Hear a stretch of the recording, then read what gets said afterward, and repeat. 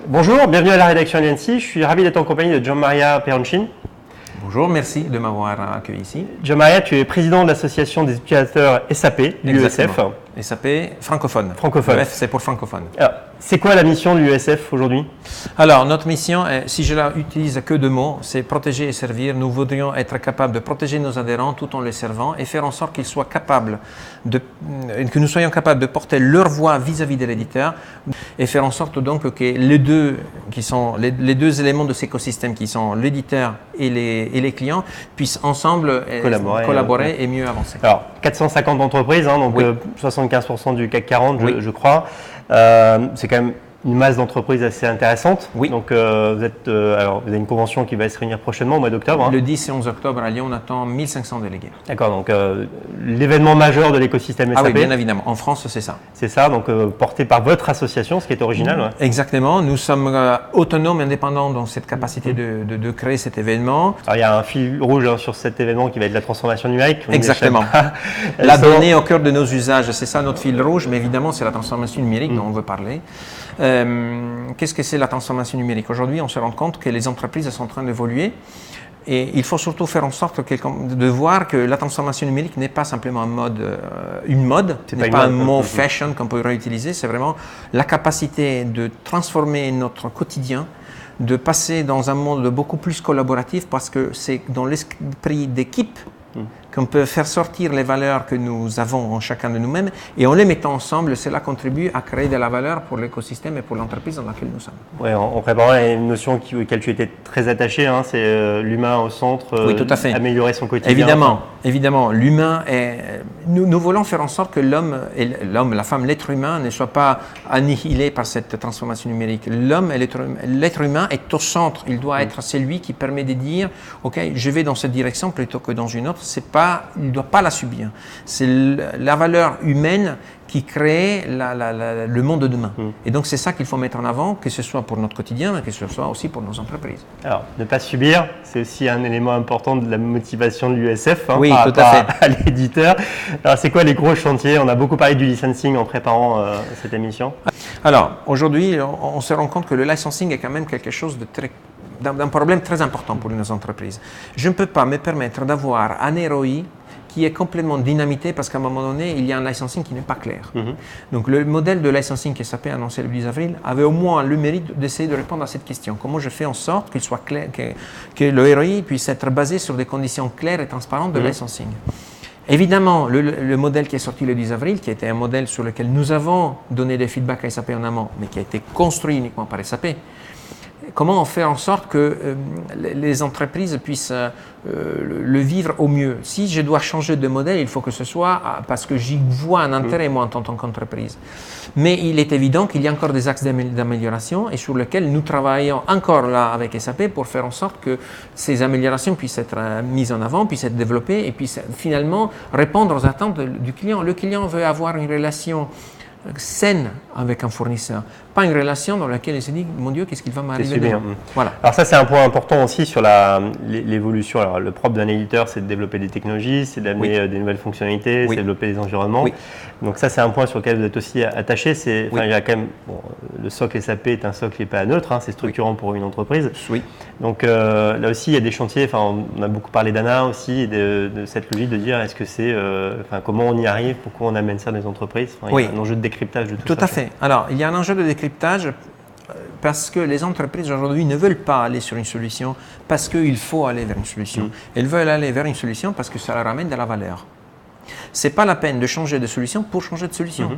Il faut donc que derrière, il y ait une réelle capacité du métier à se transformer et un réel intérêt pour le métier de se transformer.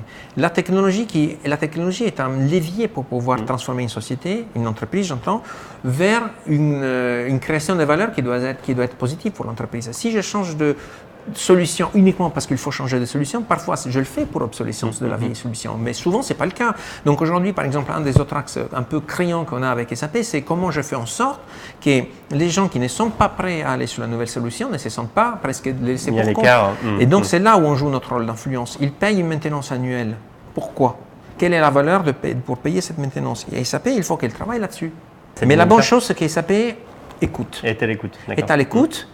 Ce n'est pas une écoute une semblant d'écoute, c'est une réelle écoute. Après, il faut qu'ils comprennent aussi ce que nous entendons d'eux et qu'ils fassent les efforts avec nous. Nous, on veut les aider à prioriser les chantiers sur lesquels il faut qu'ils se mettent en ordre de marche. Ça, c'est la vocation de l'USF aussi, d'arriver à parler d'une voix. En fait, avec 450 entreprises, j'ai cette capacité à leur offrir une plateforme pour ça. Alors, moi, j'ai donné d'autres mots, hein, blockchain, IoT, IA. Alors, exact. Ça, c'est quand même quelque chose sur lequel on voit SAP bouger des dynamiques. Néanmoins, notre interprétation est qu'encore aujourd'hui, SAP, hélas, pour SAP, est connoté d'une image de rigidité. Et donc, les entreprises françaises, quand elles parlent blockchain, IoT ou intelligence artificielle, elles ont la tendance à regarder des entreprises qui sont beaucoup plus agiles, beaucoup plus des startups. Exactement. Donc, qu'est-ce qui se passe? Il faut qu'on arrive à faire comprendre à SAP qu'il y a de la matière à travailler pour que les entreprises commencent peut-être à dire « Ah, SAP pourrait m'apporter une solution. » Aujourd'hui, ce n'est pas encore le cas. Aujourd'hui, on a vu SAP dans une position de challenger. Je donne un exemple. Quand Bill McDermott, au début du mois de janvier, le 22 janvier plutôt, a annoncé à Macron qu'ils allaient investir 2 milliards et quelques sur les 5 ans, y compris sur le marché de l'innovation et des startups, qu'est-ce qu'il a fait SAP? SAP a acheté une boîte française qui s'appelle Recast. Pourquoi?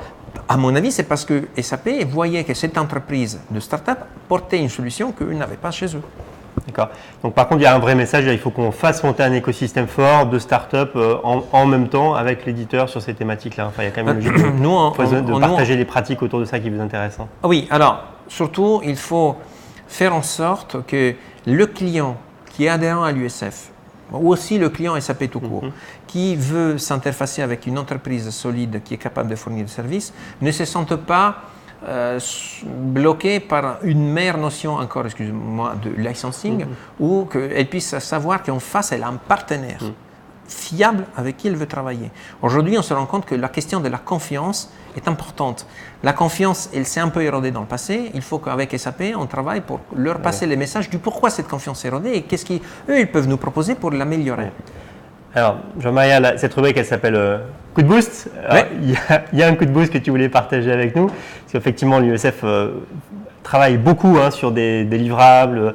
Il fait des livres blancs sur la RGPD, sur les notions d'audit. Donc, il y a quand même une production énorme avec les bénévoles et les membres des commissions, 65 bénévoles, je crois. 65 bénévoles. Donc, l'enjeu pour vous, c'est d'élargir le nombre d'adhérents.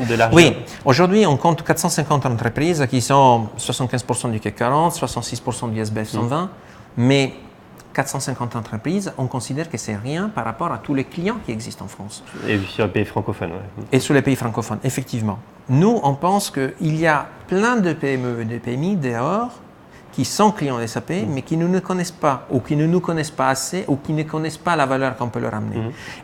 Et aujourd'hui, nous avons l'impression que ces PME, PMI et autres entreprises sont un peu seules pour porter leur message vis-à-vis des SAP. Nous, on veut offrir à ces PME, PMI et d'autres entreprises qui ne sont pas membres de l'USF, mais qui pour autant sont clients SAP, un vrai porte-voix. Venez chez nous, nous sommes capables de vous aider, de vous soutenir, de vous assister par rapport à vos problématiques d'influence pour faire en sorte que votre voix, qui aujourd'hui est seule, puisse être mise ensemble avec la voix d'autres entreprises qui ont les mêmes problématiques que vous et faire en sorte que donc, vous soyez plus écoutés et plus entendus. Et il y a un vrai bassin de partage d'expérience, donc il y a aussi des moyens de gagner du temps sur plein de sujets en fait. Ah oui, bien sûr. Aujourd'hui, une adhésion, quand vous regardez combien ça coûte une adhésion chez nous, vous la rentabilisez assez vite par rapport aux connaissances, aux compétences et au réseau que vous pouvez faire pour après demander à tel ou tel autre adhérent quels sont leurs retours d'expérience vis-à-vis de tel projet qui pourrait être le vôtre. Jean-Marie, merci. On va faire le lien bien sûr sur l'association et sur cette convention.